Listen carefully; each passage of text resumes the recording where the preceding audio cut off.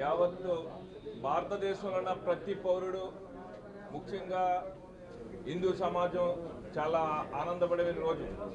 ఈ రోజున శతాబ్దాలుగా ఏదైతే సమస్య ఈ యొక్క ముస్లిమ్స్ సోదరులు చాలామంది మధ్యతరగతి కుటుంబాలు నలిగిపోతున్న సమస్య వర్క్ బోర్డ్ అనే వ్యవస్థనే 1954లో పెట్టి ఆ రోజున అప్పుడు పెట్టిన సంస్థ ఈ రోజున దేశవ్యాప్తంగా అనేక పరిణామాల్లో వర్క్ బోర్డ్ ద్వారా మధ్యతరగతి పేదరికంలో మరుగు పడిపోతున్న ముస్లిం వ్యవస్థనే నాశనం చేస్తున్నారు. అటువంటి వ్యవస్థనే ఈ రోజున మహానుభావుడు మహాయోధుడైన శ్రీ నరేంద్ర మోడీ గారి యొక్క నాయకత్వంలో ఎన్డీఏ ప్రభుత్వం ఇలా ఒక మంచి కార్యక్రమాన్ని ఇవాళ వర్క్ బోర్డ్ని రద్దు చేయాలి. తప్పకుండా ఇది 100% చాలా ఎలా నలుగుతున్న సమస్యని క్లియర్గా స్పష్టంగా దీన్ని పరిశీలన చేయాలనే ఉద్దేశంతో తీసుకున్న నిర్ణయానికి శ్రీ హైందవ శానం తరపు నుంచి మేము స్వాగతిస్తున్నాం. యావత్తు హిందూ ప్రపంచం కూడా మోడీ గారికి సపోర్ట్ ఉండాలని చెప్పి నిర్ణయం కూడా తీసుకోవడం జరిగింది.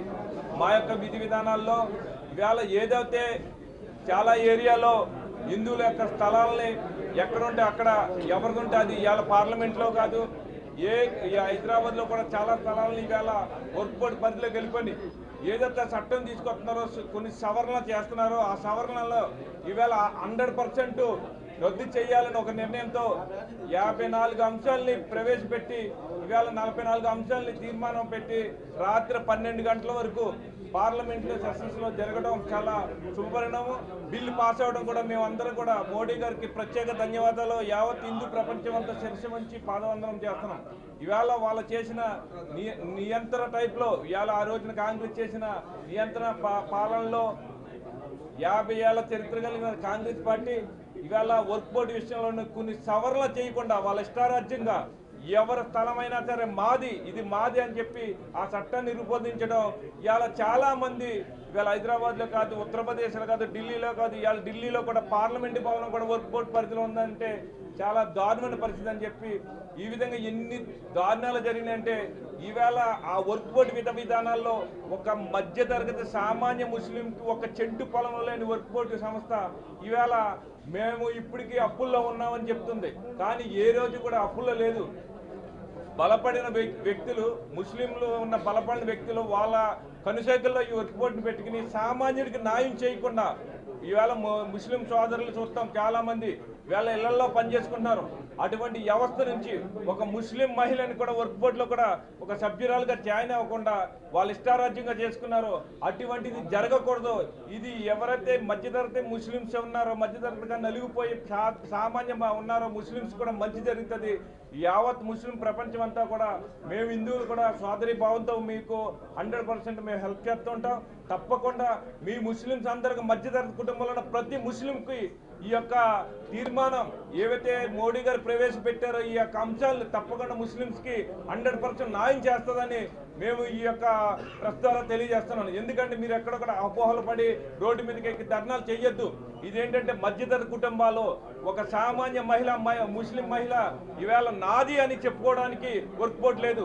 ఆ వర్క్ బోర్డు తప్పకుండా 100% కలెక్టర్ల ద్వారా ఈ యొక్క సవరణ తీసుకొచ్చి ఏవైతే రిజర్వేషన్ లేకుండా ఇది మాదని చెప్పి వర్క్ బోర్డులో ఉన్న సంస్థలు ఏదైతే స్థలాలు ఉన్నాయో అవన్నీ కూడా రద్దు చేయబడుతుంది.